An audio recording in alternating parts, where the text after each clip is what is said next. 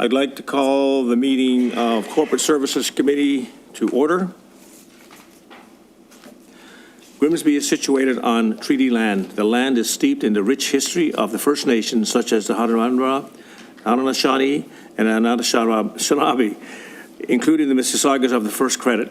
These are many First Nations, Métis, and Inuit people from across Turtle Island that live and work in Niagara today. The regional municipality of Niagara and Grimsby stands with all Indigenous people, past and present, in promoting the wise stewardship of the lands on which we live. Are there any disclosures of pecuniary or non-pecuniary interest? Seeing none, could I get a mover and a seconder to approve the agenda? Leanne. Councillor Howe. Councillor Vardy. Welcome. Just a note here that the delegate's withdrawn. Oh, yes, okay. On the original agenda, there was a delegation, and that delegation is withdrawn, so we'll see them at a future meeting. Resolve that the April 14, 2025 Corporate Services Committee agenda be approved. All in favor? Yes. That's approved. Can I get a mover and seconder to receive the previous minutes? Councillor Howe, Mayor Jordan. Resolved that the following minutes be received. Joint Accessibility Advisory Committee, July 11, 2024. Joint Accessibility Advisory Committee, November the 14th, 2024. Joint Accessibility Advisory Committee of January the 9th, 2025. Corporate Services Advisory Committee, February the 10th, 2025. Grimsby Downtown BIA minutes, February the 12th, 2025. Grimsby Downtown BIA minutes, March the 12th, 2025. And the Joint Accessibility Advisory Committee, March the 13th, 2025. All in favor? Sorry. Councillor Yes. Howe? Okay, thank you, Chair. I guess on the joint accessibility, I'm looking at the dates on some of these minutes and wondering, is there a problem with what we got or what we're doing, or just a delay on them coming to us? It seems like it's one of them's last year, I think. I'm going to allow Katie to reply to that. Yeah, no worries, through you, Chair. Yeah, there was a delay in receiving the minutes from our accessibility advisor. Moving forward, we're going to be keeping in more contact with her to get more up to date. So up to March 13th, 2025, we've got the most recent, and then moving forward, I believe they meet every other month, so we'll be getting them more often. It's a good point, thank you. Another question? Go ahead. If I can, just as I'm reading through it, and it's talking about the reviewing of site plan and of the planning, AODA has a strict set of code. It does, I believe. Someone can straighten me out.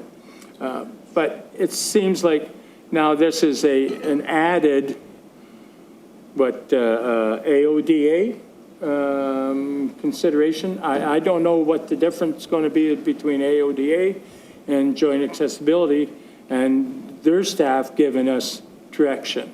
Can I ask you to be more specific? Yeah, they talk about construction and that they do reviews and make suggestions as to what I guess should be done or is not done.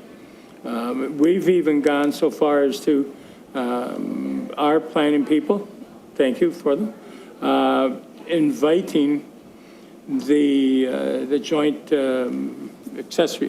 accessibility people to do a post-construction consultation, which to see what we've not done appropriately or what they thought could have been done different. But we would have built to AODA code. I'm just, have we got a second layer of review here, or? I hear you, and that's a good point. I don't know how we go about addressing this. What you're saying, I guess, is that our Joint Accessibility Committee is actually going beyond what the AOADA is asking for. Is that what you're saying? Seems like, yes. I don't know. Katie, you want to respond to that? Thank you, through you, Chair. So I'm in close contact with Donna. She is our accessibility advisor. I'm happy to take that away and see if I can get a response for you on sort of the end goal with all of that. Thank you. Yeah, I tend to concur with what you're saying. I mean, why do we need to go beyond what the AODA is asking for? I mean, that's the code for Ontario, I believe. Correct. So, So they, through the chair, they do offer, Donna Harrington is a consultant that I think there's 8 municipalities use. We do have a representative there. Councillor Corstangi is our representative on that committee. And then the agreement is for them to consult with us on accessibility, on the AODA, so Accessibility for Ontario with Disabilities Act. And they provide advice and they come out and do facility reviews with our team. So they are used across our corporation for various builds. So we can take away what you're asking, but they are a consultant in a sense. And so that's how they're utilized throughout various things that the town does. so can I ask, Troy, did Councillor Vardy have a question? No? No. I guess by approving these minutes, are we approving what they're suggesting? Okay, so I guess my concern is that if we're going to go beyond what the AODA is asking for, I guess we're going to be looking at, for example, a playground, for example. If we upgrade a playground that's already been built to an AODA standards, there's a cost attached to that, even though we're within the rules of the AODA. So, Yeah, through the chair. It's a consultant, so they provide advice, staff take that advice, and we can choose to follow the AODA or go beyond. There are different service levels outlined, so we can choose which level we go. We can send out the terms of reference, and I know some of our directors work closely with them, so if any sort of additional costs or additional service levels would be included in the reports as they come forward to council. Any other comments or questions? Mayor Jordan? Through you, Chair. I think as long as we meet the minimum AODA, then we're good. Someone can recommend higher than that, and if we can do it without significant cost, we probably would as a municipality. But if it's cost prohibitive, then at least we're at AODA and we are compliant. Good point. Okay. Thank you. Any other questions? Seeing none?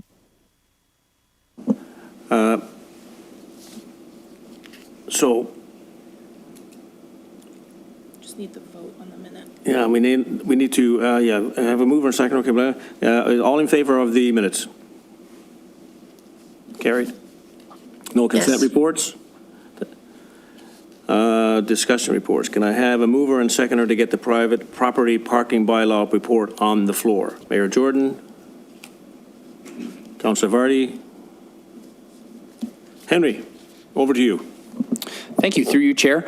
So the report BYL 25-03 is in front of you today due to some calls that we've been receiving from commercial properties and condo properties that have been having some concerns with parking on private property. So upon these calls, we did take some action, doing some research about finding what are some solutions that we can bring forward. So this is where we are recommending the approval of a private property parking bylaw that would allow us to enter onto certain properties that wish to enter into the program to enforce the set of laws contained within that bylaw. So it's your standard offenses of parking over a sidewalk, parking to interfere with maybe snow removal. It's whatever those properties feel fit that they need.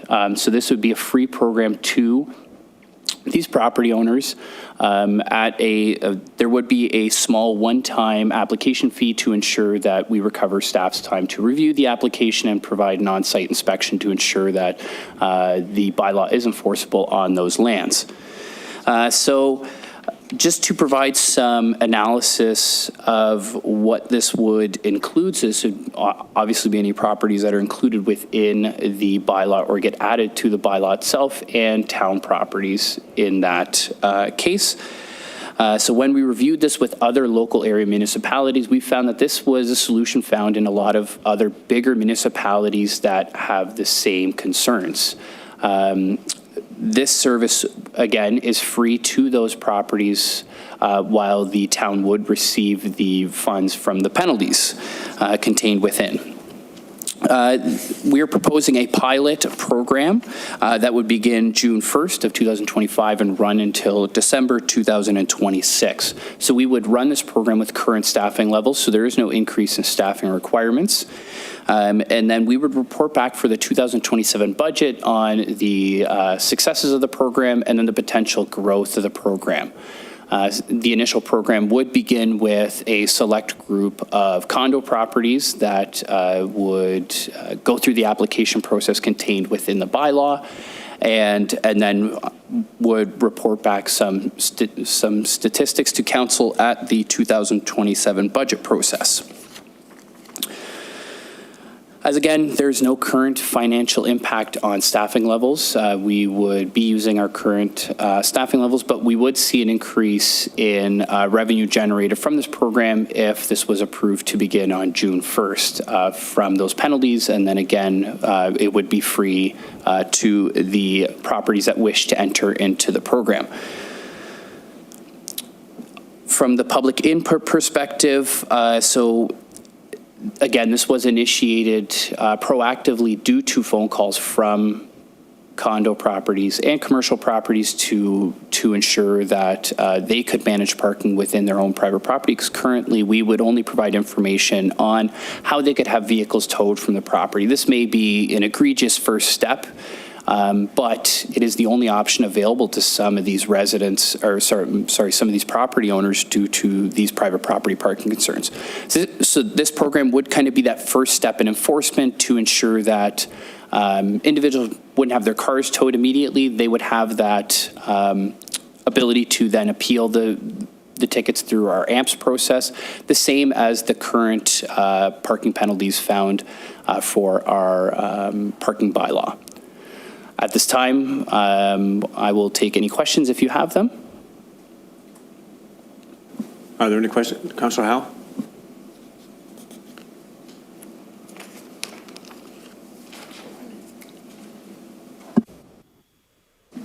There we go. Thank you. Through you, Chair. Couple of them, if I can direct them strictly or directly to Henry, if I can. 8.0, and I think I'm probably just getting picky about it, but this bylaw shall be enforced by a police officer, constable, municipal law enforcement. First of all, I'm assuming police officer in our case would be NRP, Niagara Regional. Okay. What differentiates a police officer and a constable? I thought a constable is just a layer of within forces. Henry? Through you, Chair. So a constable under the Police Services Act would basically be any police officer, but it also includes special constables in that case. So a police officer is a police officer that you would see driving around on our local streets doing traffic enforcement. So that's the two big differences within those. On 6.3 mentions for fire hydrants, a distance of 3 meters. But yet we don't on the driveway, which is I think 6.3.7, there's no distance. There's a problem if you block the driveway. But if you're blocking the driveway, or if you're right there, and then here's the driveway and you park right here, well, lots of times trying to get out of that driveway becomes Why don't we have a distance referred to there, or is that in another bylaw? So I wonder if it should be in there. Through you, Chair. So we do have within our parking bylaw that is for public highways, we do have a distance of 1.5 meters that a vehicle cannot park within a driveway. So within this case, on most private properties, when a driveway faces towards a private street, that street is actually a fire route 99% of the time. So vehicles shouldn't be there in the first place. We also didn't want to have the rules set for each individual property, because some property owners may want their vehicles to be able to abut up against a driveway, depending on the parking situation within that private property. So we just didn't want to stranglehold potential applicants to the program, to this specifically. But if issues did arise in the future, we could always amend the bylaw in the future to include a certain distance. But 99% of the time, those private roadways are actually fire routes, so the vehicles shouldn't be there in the first place, and we do have an avenue to enforce that. Go ahead, Councillor Howe. You also talk on 5.1 or 5.0 metered parking. Other than the hospital and I believe currently the Lausanne property there on Main Street, is that the only metered parking that we have in town? Through your chair, that is correct. So this section was put in here specifically to ensure that when we have applicants that do have metered parking within their private lands, that we can accommodate that as well. The same as West Lincoln Memorial Hospital and the off-sites that they have. Okay, but take that one step further. If West Lincoln wanted to, they could ask us to partake in the parking enforcement there. And I'm just trying to sort out, and do you think there's going to be more metered parking coming? And not parking meters that we think in the parking spots, but, you know, the lots themselves. Through your chair, so we currently do provide the enforcement for West Lincoln Memorial sites through a private agreement under our parking bylaw. So we would try to capture that on its own, and then this program would be specifically a pilot project for those condo properties.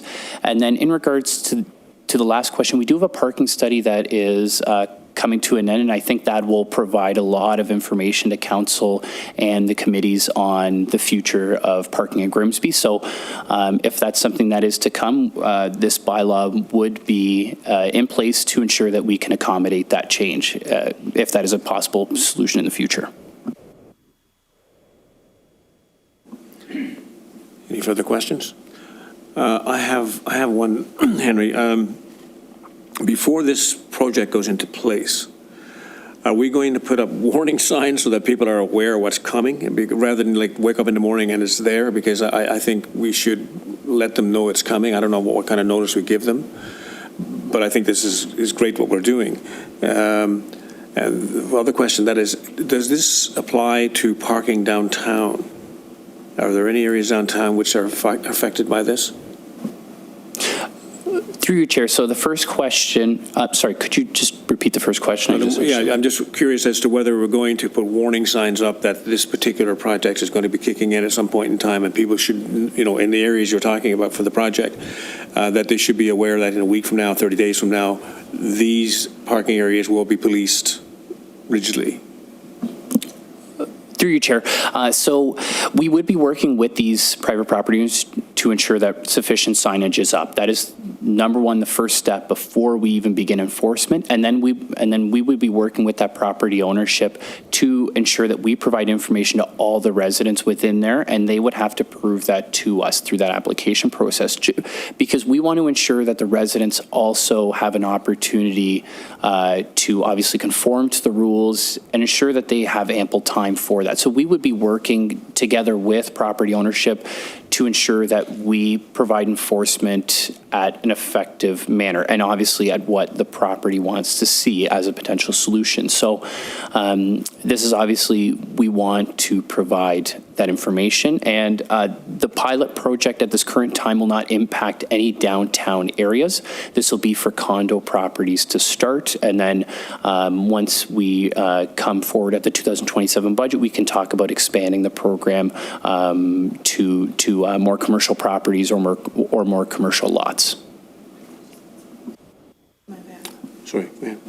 Yeah, through the chair. So this is an opt-in program. It's not automatic.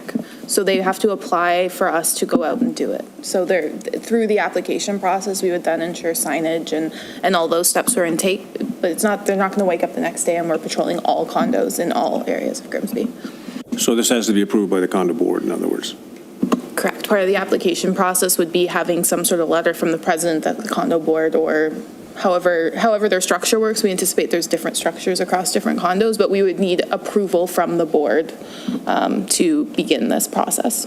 So would it be the onus of the condo board to ensure that these signs are up, or is it ours? Through the chair, the onus would be put on them, but we are making our OTM Book 7 available to them so that they can purchase signs through us as well. But the onus would be on the property owner or property management company or agent that is managing the property. Okay, thanks, Henry. Any further questions? None? Okay, resolve that report BYL-25-03, private property parking bylaw, April 14, 2025, be received, and that one, that the Corporate Services Committee recommend council approve the draft bylaws attached as Appendix A and B. All in favor? It's carried.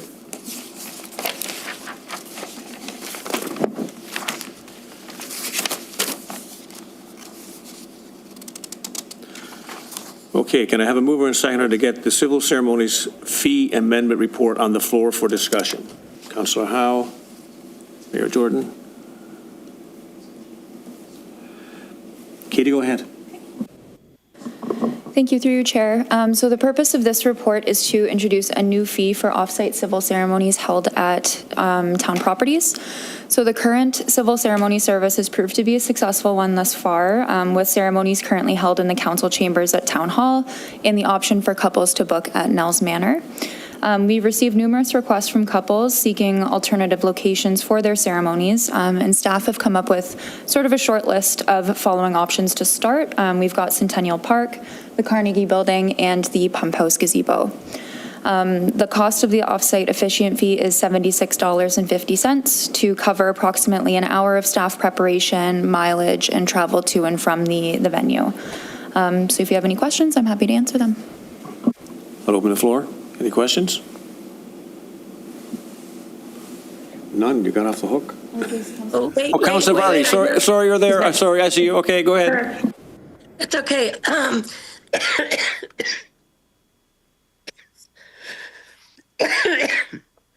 Excuse me. I'm wondering if $76 is enough. Because it's probably going to take more than an hour's time for preparation and to go to the site, perform the ceremony, return to work. So I guess that's my question, is 76 enough for these off-site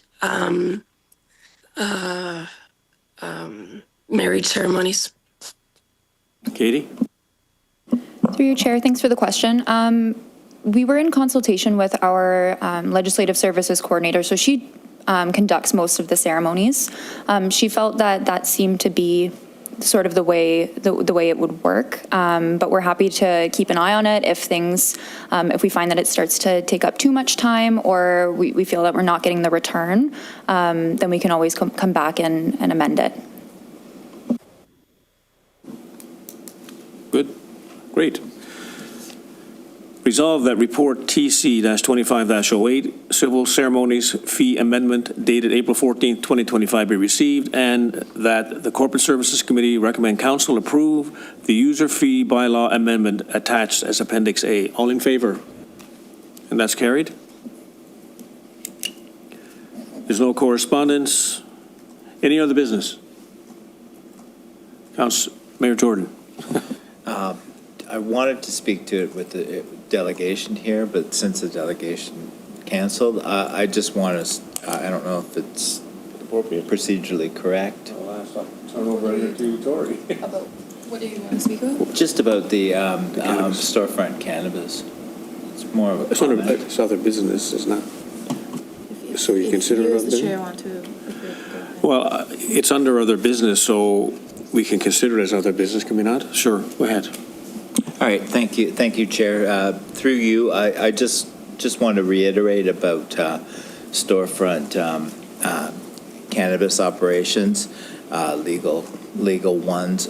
Just given the fact that it was one of the few things the previous council could agree on, and I think it served us well as a municipality not having them, given the number of people I've talked to in other municipalities. And I'm not painting them with one brush, but I am have several anecdotal comments from several other mayors and other councillors in other jurisdictions, and they have had a lot of problems with them. And given the fact that Lincoln supports them and Hamilton supports them, I don't think our residents are that far removed. And there's an online purchase as well. So I really don't think it's something that that this council should address, in my opinion. So I'll just leave it at that. Okay, any other business? Seeing none? Whoa. I just wish usually you're here, I'm sorry. Go ahead, Councilor Vardy. No, I'm sorry. Through you, Chair, I would just like to say that I agree with the mayor on this. We had a long discussion, and we even turned down some money to not participate in opening stores in Grimsby. And given that, I don't think Grimsby residents are facing problems or obstacles in purchasing cannabis-related products, because, as the mayor said, you can get them online. You can get them in Hamilton. You can get them at 50 Road, and you can get them in Lincoln and Beamsville. And Beamsville has several stores. So I don't think we need to go that route. I think that at the time when it was presented to us, the residents were strongly against having that kind of storefront. And given that people have many options, so there isn't really an obstacle for them to be able to purchase what they want without stores in Grimsby, then I think we should just continue the current policy. Thank you. Thank you very much to both of you. Anyway, I don't think I see any other business. So the next corporate services meeting will be held at the call of the chair and the clerk, so you'll be advised. Meeting's adjourned. Thank you, everybody. Have a great afternoon.